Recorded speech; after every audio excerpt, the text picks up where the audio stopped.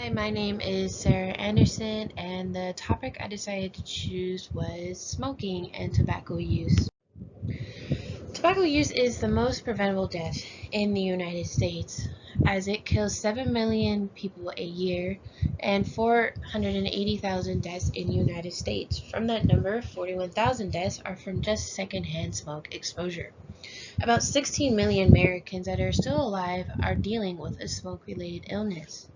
The federal government will pay about $30 billion yearly on medical care, exposure, and lost productivity due to the deaths. But while states receive tax money for tobacco care as well, a lot of states do not use the recommended amount. Let alone California only uses 70% of the recommended amount, same as Alaska and Maine. 28 other states will only spend 20% of that amount, and Connecticut does not spend at any of the state funds.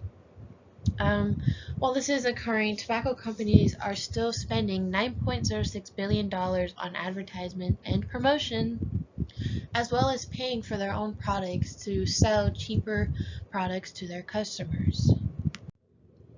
A few effects from tobacco use would be shortening life expectancy. A smoker on average loses 10 to 14 years earlier than a non-smoker would. Some other illnesses could be cancer, heart disease, lung disease, diabetes, chronic bronchitis, tuberculosis, immune system disorders, and arthritis. If women smoke while they are pregnant, they are more likely to give birth to a prematurely or extremely underweight baby, as well as it can give men an erectile dysfunction. 10.2% of teenagers and 13% of women ages 15 to 19 and 20 to 24 are more common to smoke while they are pregnant. Teen smoking will normally begin in middle school, and they will use it to cope with stress, to lose weight, to feel its buzz, but it's more common to get addicted because of peer pressure, as they want to fit in, be cool, and be independent. Social media and our entertainment is also a big role in teenagers' use from products. The advertisement we see, TV shows, movies, making it to be a modern and very common accepted drug to use. And another big factor would be the people the child is surrounded by, such as their friends that use and family members. For example, teenagers are more likely to use the exact same products that they will see their parents using.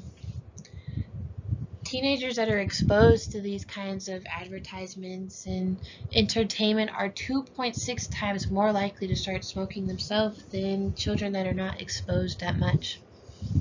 The more common product among these teenagers would be flavored e-cigarettes. It's a rechargeable USB device or a disposable device that heats a flavored nicotine.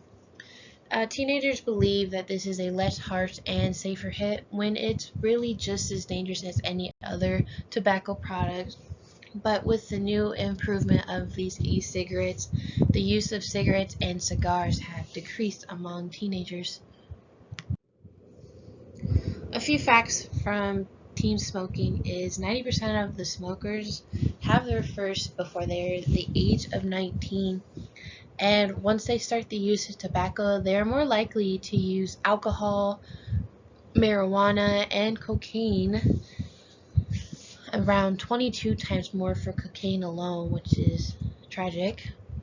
From a 2020 statistics, 1.5 million packs of cigarettes are still bought for minors, and at the same rate, minors are more prone to using multiple tobacco products, putting them more at risk.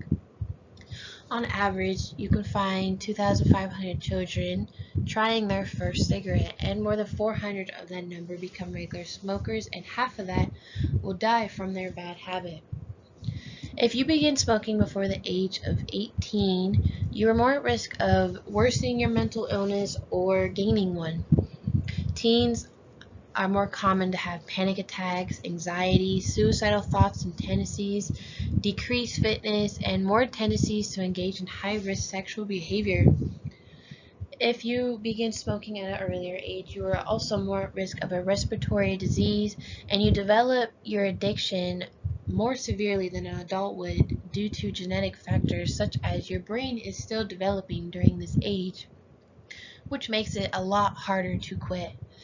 If minors continue to smoke at this rate, around 5.6 minors will die before the age of 18 in just the United States alone. Here is a statistics I got from CDC that I crammed together so you could see the difference between middle and high school boys and girls. In middle school, girls are more common to use tobacco products, even though the statistics are very close. But once they reach high school, it is more common to see boys using tobacco products. Out of all of them, the highest number is electronic cigarettes, and not far behind in middle school is cigarettes, and high school is cigars.